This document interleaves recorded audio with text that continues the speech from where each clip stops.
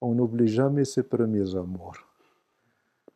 Un homme peut se marier, peut avoir des gosses et connaître 1000 femmes, mais la première femme qu'il a aimée, hein, elle reste toujours dans son cœur. L'amour, il a toujours une place dans le cœur. Donc c'est cet amour qui fait qu'on peut profiter de Sayyidina Nabi sallallahu alayhi wa sallam ou de Cheikh. Quand on connaît l'amour, ça vaut 1000 dhikr.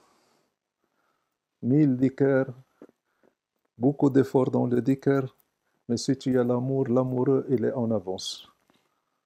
Tu peux faire tout ce que tu veux. Si tu n'as pas d'amour, tu n'as rien. C'est pour Sayyidina Nabi sallallahu alayhi wa sallam.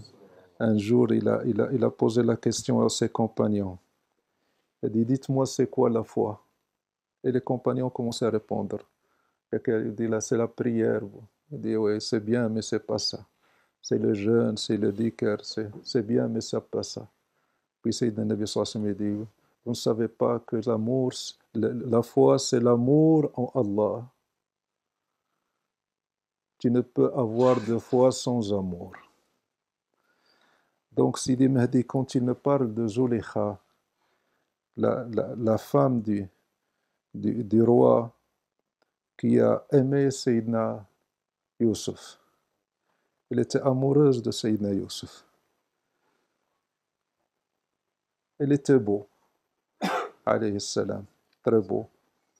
Et elle était une belle reine dans son palais. Et elle est tombée amoureuse de ce bel homme. Mais la chose qu'elle ignorait, c'est qu'elle était tombée amoureuse d'un prophète.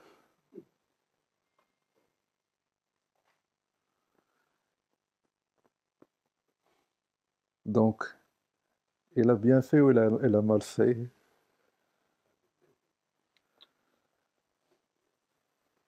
C'est une grande chance et c'est une très grande chose qu'elle a faite. Elle est tombée amoureuse d'un prophète. Et cet amour a pénétré son cœur. Il était en elle. C'est vrai qu'elle a aimé son physique, mais le physique d'un prophète, c'est une lumière. Et l'esprit d'un prophète, c'est une lumière. Donc, il a commencé très fort son cheminement, cette dame-là.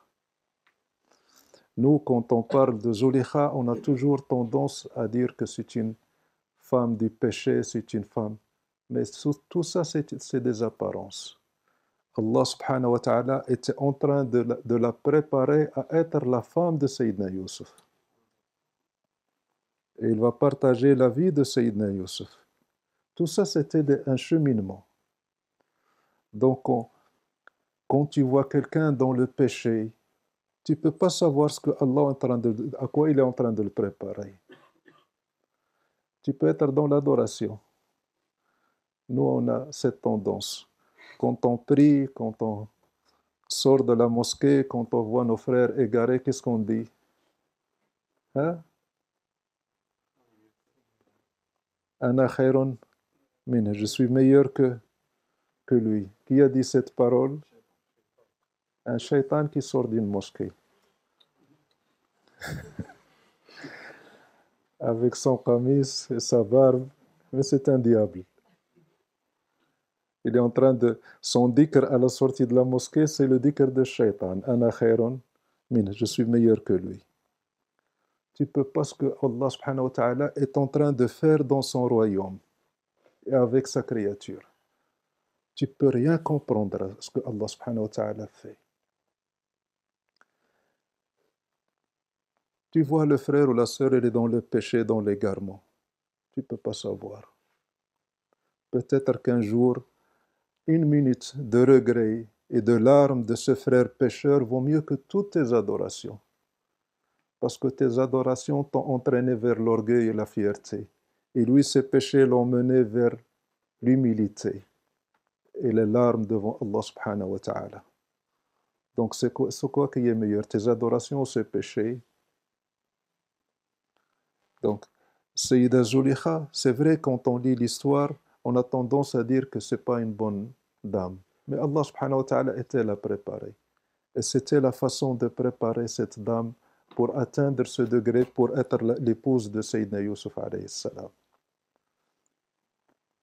Dans le chemin vers Allah subhanahu wa ta'ala, il y a toujours une phase d'épreuves et de difficultés, qu'Allah subhanahu wa ta'ala nous en préserve.